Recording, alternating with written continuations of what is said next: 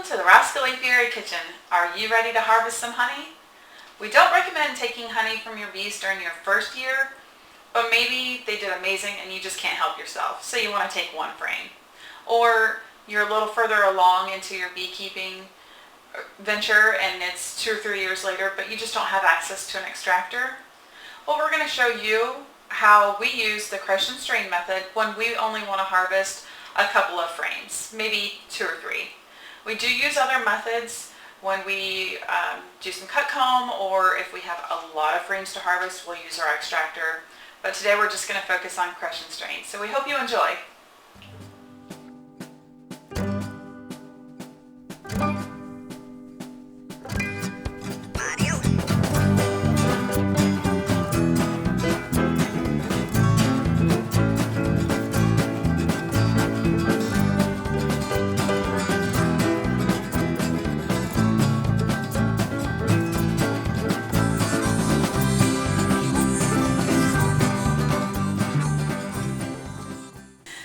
Today we're going to be doing some crush and strain honey, and I wanted to show you some of the tools that we use to accomplish that. First, we're going to need a bucket. This is a 6-gallon bucket, and it has a spout on the bottom. This makes it easier for bottling afterwards. I also have a small plate under that spout, just to make sure that if anything drips, my counters are not going to get all sticky. I also have this little gadget, and it has these awesome little spring-loaded handles on either side, and that'll just sit right on top of the bucket, and because of the handles, it won't move anywhere. It is a 2-piece system. This fits, it nests into this other side, but this is a wider mesh so it catches the bigger bits, finer mesh to keep all the smaller bits. So our honey is considered a strained honey. However, because we don't use any kind of like super fine mesh or cloth or anything, we still have some pollen in our honey. So a lot of people like that because they think it helps with allergies. I'm not sure if it does or not. I've read some science that says yes, I've read some science that says no. But if people, like it, then we like it. Okay, let's get to it. Here I'm going to put on some gloves. Yes, I did wash my hands first, but the gloves just give it a little bit extra, make sure nothing that's maybe under your fingernails or anything like that gets into the honey. You want it to be as clean as possible. Okay, so I have a fairly large bowl. I believe it's a 4-quart bowl, and it's full of just pieces of comb with honey in it. Some of it's capped, most of it's capped. Some of it's not quite capped. This is mostly from our cut comb that we did. Some of the frames weren't completely capped over, so this is just the excess. And this moisture content for this honey might be a little bit higher, but it still should be within the standards that are acceptable for the moisture content, just because 90% of the frame was capped over. So this should be close to, if not exactly, within the correct moisture content. A couple other things that you might not notice, but I did take off my rings, so I don't have to risk rings puncturing the gloves. I took off my watch. I don't want to get it dirty, really is the key. Okay, and then I finished one batch of the comb. You'll see in a little bit, I actually start up on another one. My camera ran out of battery, so I had to stop. Here I'm re-gloving so I can start up again. But basically you just pick up the wax and crush it as much as possible. It's going to sound kind of like bubble wrap when you're popping it, but you want to open up all of the cells so all of the honey can leak out and through the sieve into the bucket. A couple other things to note is that you may want to have a rubber scraper handy, and that'll just clean up any remnants of honey that's in the bowl that you're using to carry the wax. And then as you're crushing the wax over the sieve, the metal wesh, the wire mesh, you want to kind of spread out the wax so it's not all in one big clump. And you'll see that in a minute as I kind of spread it around on the top. So it's a little more like one layer, maybe an inch deep, but it's spread out so you won't see any of the wire mesh underneath really. Crush and strain method can work for multiple frames. However, we only typically use it when we have remnants from our cut comb honey, because it does destroy the wax. And we will use this wax again. We'll melt it down and process it so it's nice and clean. Maybe make some candles or some lip balm or something like that. However, we don't typically harvest this way. We'll normally use our extractor. That way we can put the wax back into the hives and the bees can just clean them up and reuse those. It's not as much work for the bees that way.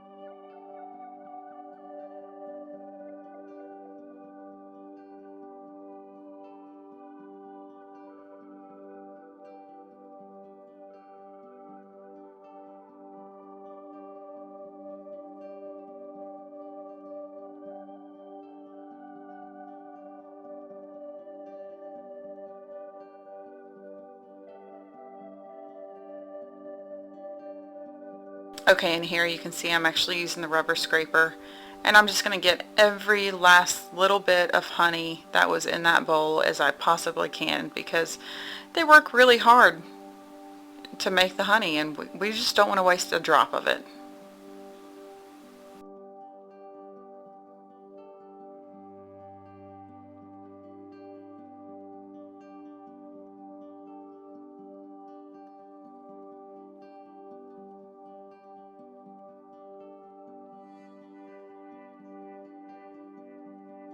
Okay, now that that's all done, we're just going to cover it with a towel or some cheesecloth or something along those lines. You just want to make sure that nothing can get into it while it's draining. And give it a few hours, and here we are. We're ready to bottle. You can see we got about 3 inches worth, and that was probably about 3 frames total maybe. So maybe an inch of honey per, and this is just a standard, I believe it's a 6-gallon bucket instead of a 5-gallon actually.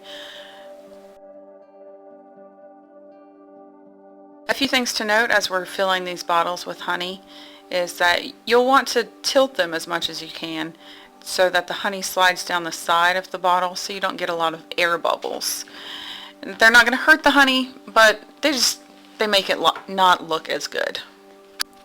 And some of the bottles I didn't tilt, so you'll see, I'll show you the difference in a little bit with what they look like.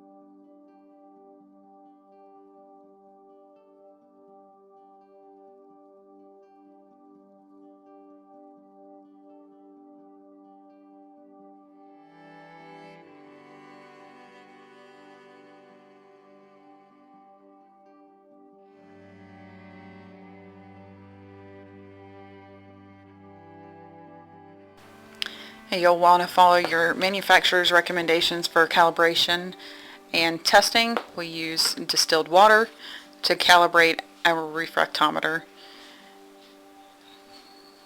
I'm going to pat it here to dry up the water. You don't want to really rub it because it can mess up the lens.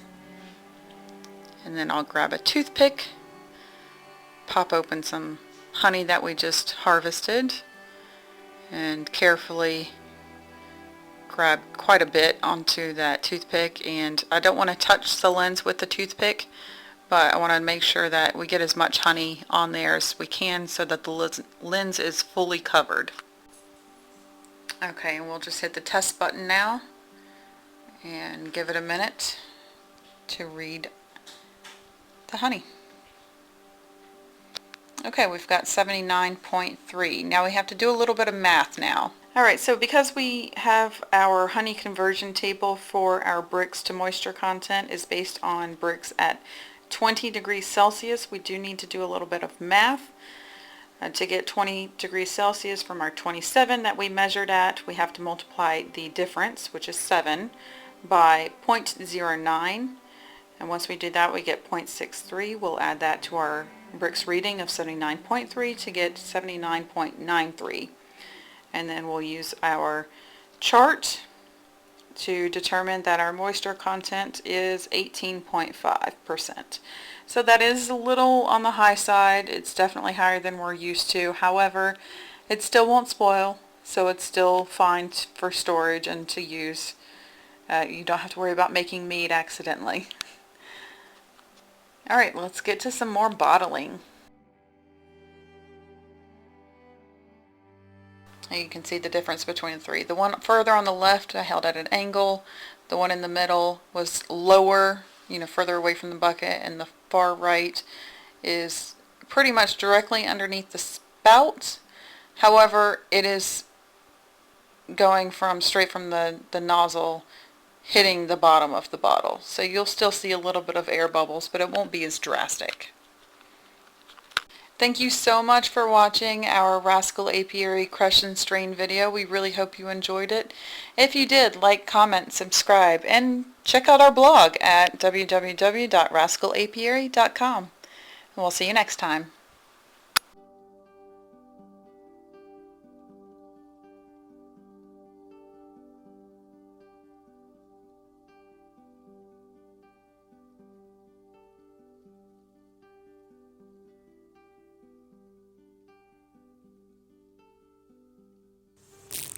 Okay, so Lisa wanted me to point out that this hive has swarmed already once, because if you're looking at this frame here, it's got a swarm cell that has, there we go, that has been chewed out from the bottom, and you can see that there's a little capping that's kind of still hanging there.